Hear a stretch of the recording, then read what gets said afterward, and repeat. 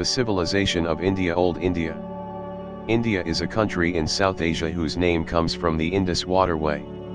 The name Bharata is utilized as an assignment for the country in their constitution, referring to the old legendary sovereign, Bharata, whose story is told, to some degree, in the Indian legendary Mahabharata.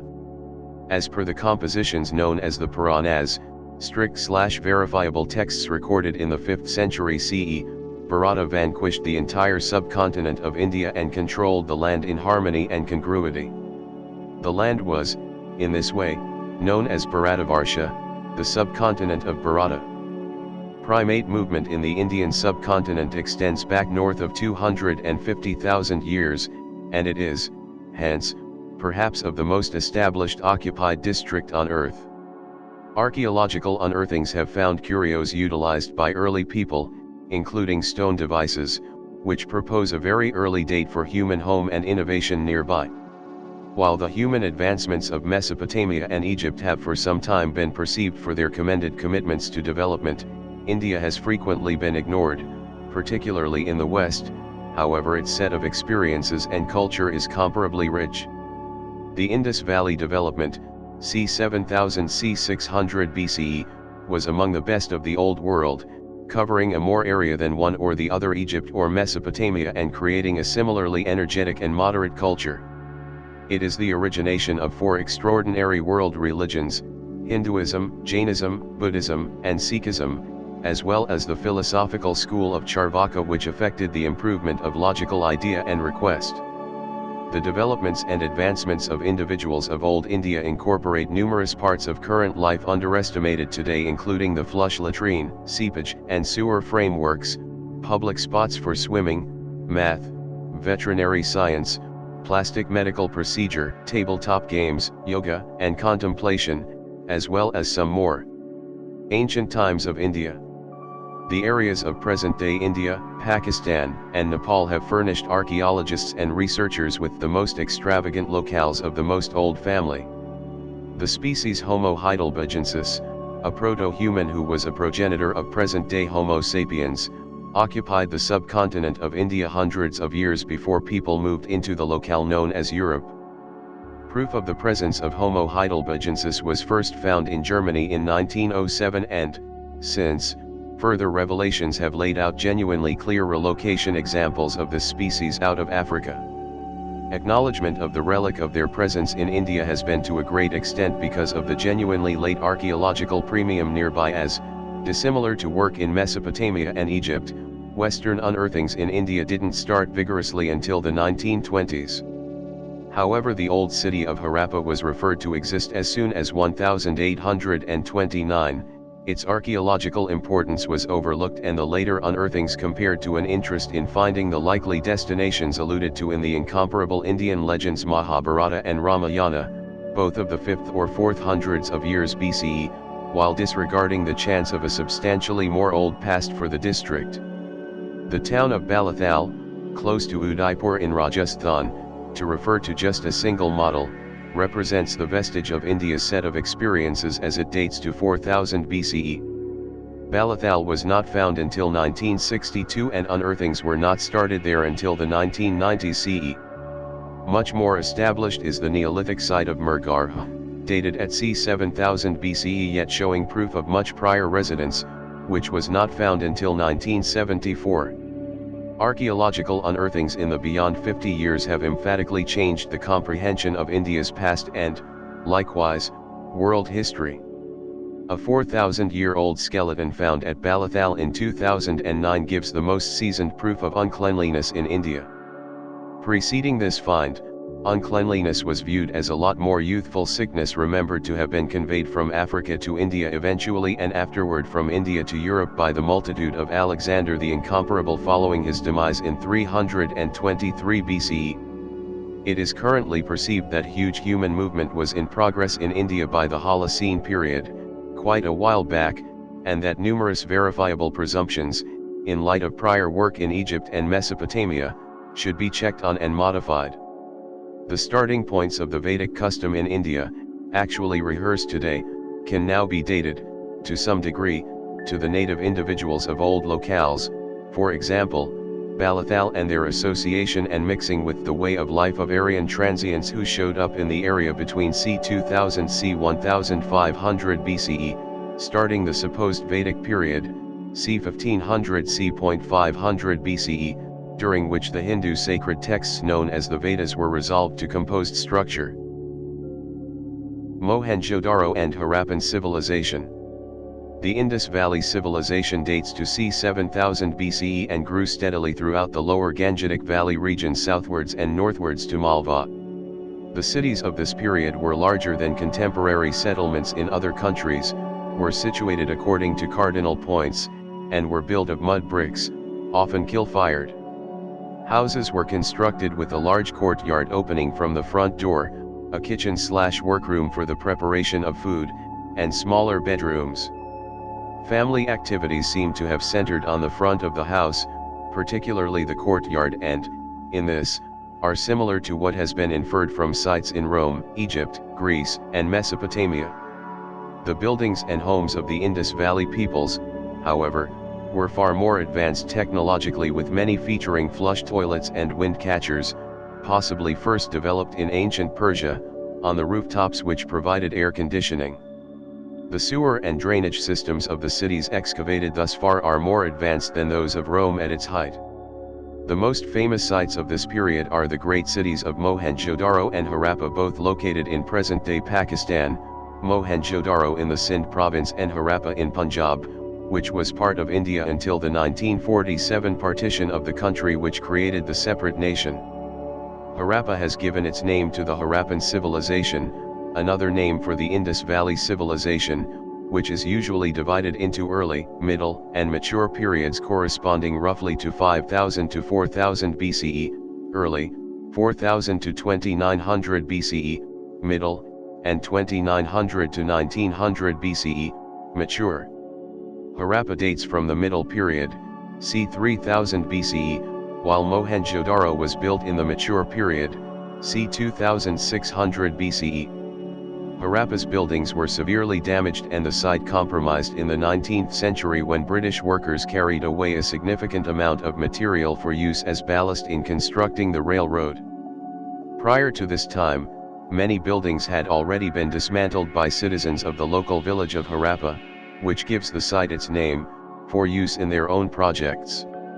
It is therefore now difficult to determine the historical significance of Harappa, save that it is clear it was once a significant Bronze Age community with a population of as many as 30,000 people.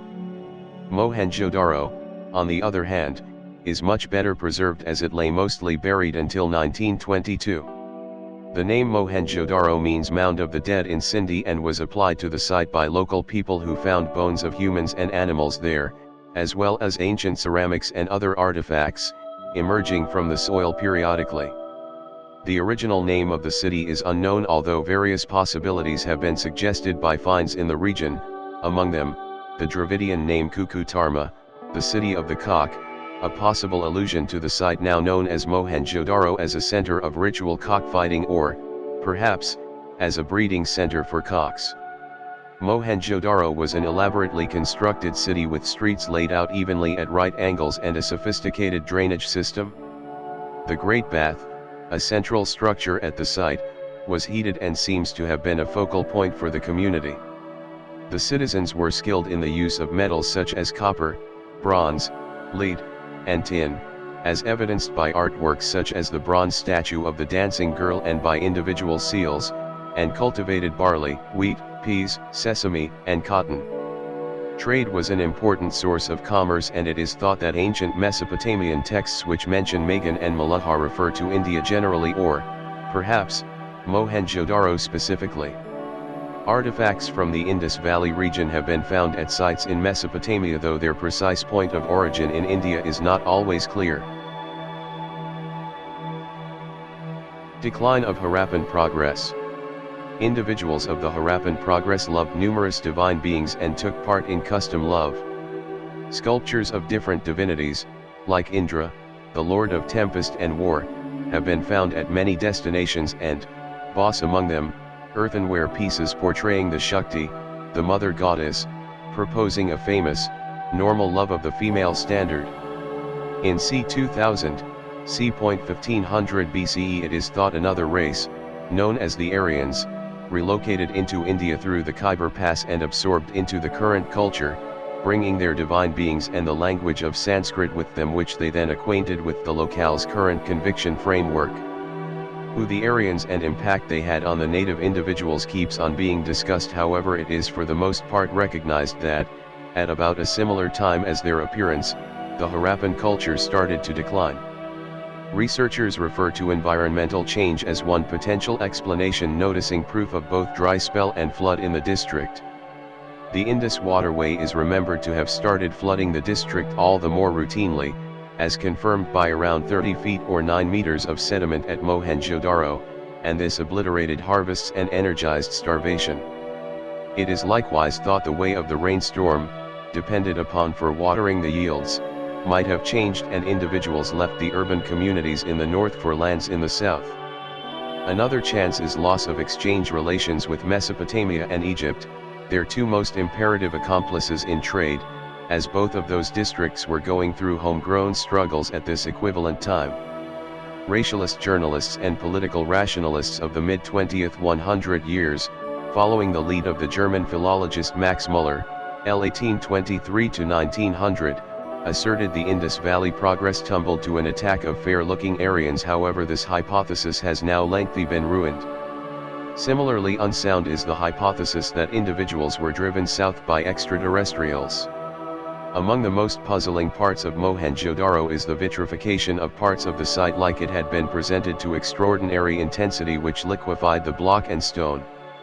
This equivalent peculiarity has been seen at locales like trap rain regulation in Scotland and ascribed to the consequences of fighting. Hypothesis in regards to the obliteration of the city by an old nuclear impact of some sort or another, nonetheless, crafted by outsiders from different planets, isn't by and large viewed as dependable. The incomparable realms of Old India. Persia held predominance in northern India until the triumph of Alexander the Incomparable in 330 BCE, who walked on India after Persia had fallen. Once more, unfamiliar impacts were presented as a powerful influence for the district, leading to the Greco-Buddhist culture, which influenced all areas of culture in northern India, from workmanship to religion to dress. Sculptures and reliefs from this period portray Buddha, and different figures, as particularly Hellenic in dress and posture, known as the Gandhara school of craftsmanship.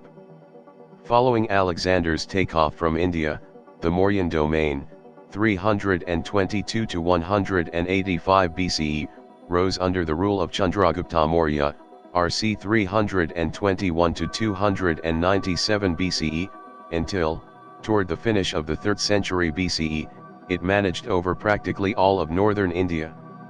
Chandragupta's child, Bindusara, R 298 to 272 BCE, broadened the realm all through practically the entire of India. His child was Ashoka the Incomparable, R 268 to 232 BCE, under whose standard the realm prospered at its level. 8 years into his rule, Ashoka vanquished the eastern city province of Kalinga, which brought about a loss of life numbering more than 100,000. Stunned at the obliteration and demise, Ashoka embraced the lessons of the Buddha and left on an efficient program upholding Buddhist idea and standards.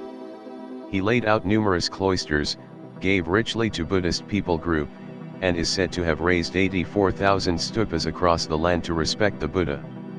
In 249 BCE, on journey to destinations related with the Buddha's life, he officially settled the town of Lumbini as Buddha's origin, raising a point of support there, and dispatched the production of his well-known proclamations of Ashoka to energize Buddhist idea and values. Preceding Ashoka's rule, Buddhism was a little order battling to acquire followers. After Ashoka sent ministers to unfamiliar nations conveying the Buddhist vision, the little order started to develop into the significant religion it is today. The Mauryan domain declined and fell after Ashoka's passing, and the nation fragmented into numerous little realms and domains, like the Kushan realm, in what has come to be known as the Center period. This period saw the increment of exchange with Rome, which had started c. 130 BCE, following Augustus Caesar's joining of Egypt into the recently settled Roman domain in 30 BCE. Rome presently turned into India's essential accomplice in exchange, as the Romans likewise had proactively added a lot of Mesopotamia. This was a period of individual and social improvement in the different realms, which at long last thrived in what is viewed as the brilliant time of India under the rule of the Gupta domain, 320 to 550 CE. The Gupta domain is remembered to have been established by one Sri Gupta. Sri signifies master, who presumably managed between 240 to 280 CE. As Sri Gupta is remembered to have been of the Vaishya, trader, class, his ascent to drive in disobedience of the standing framework is extraordinary.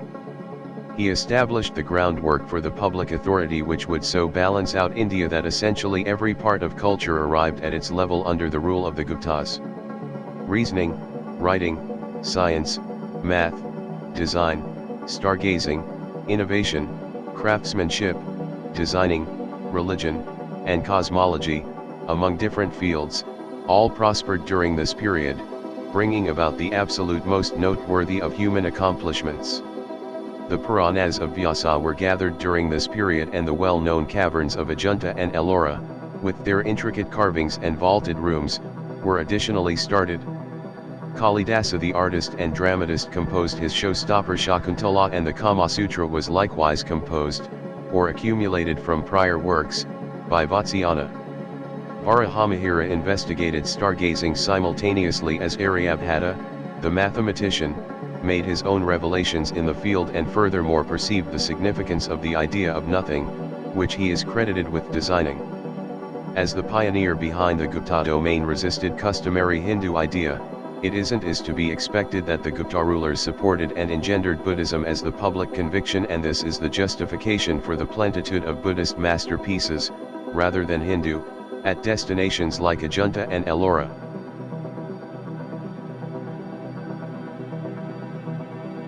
The decay of domain and the approaching of Islam. The domain declined gradually under a progression of feeble rulers until it fell around 550 CE.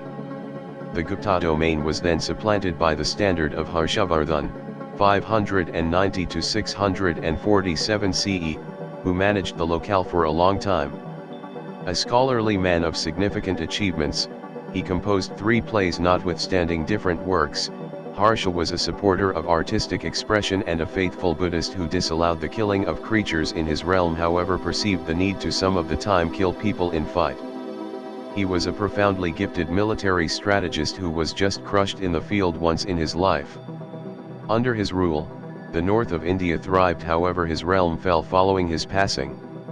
The attack of the Huns had been over and over repulsed by the Guptas and afterward by Harshavardhan. However, with the fall of his realm, India fell into tumult and divided into little realms, coming up short on the solidarity important to fend off attacking powers. In 712 CE the Muslim general Muhammad Kanister Qasim vanquished northern India, securing himself in the district of cutting-edge Pakistan. The Muslim intrusion saw a finish to the native domains of India, and, from that point on, free city-states or networks heavily influenced by a city would be the standard model of government. The Islamic sultanates rose in the area of cutting-edge Pakistan and spread northwest. The different perspectives of the religions which presently challenged each other for acknowledgement in the area and the variety of dialects spoken, made the solidarity and social advances, for example, were found in the opportunity of the Guptas, hard to repeat. Thusly, the district was effortlessly vanquished by the Islamic Mughal realm. India would then stay subject to different unfamiliar impacts and powers, among them the Portuguese, the French, and the English, until at last winning its autonomy in 1947.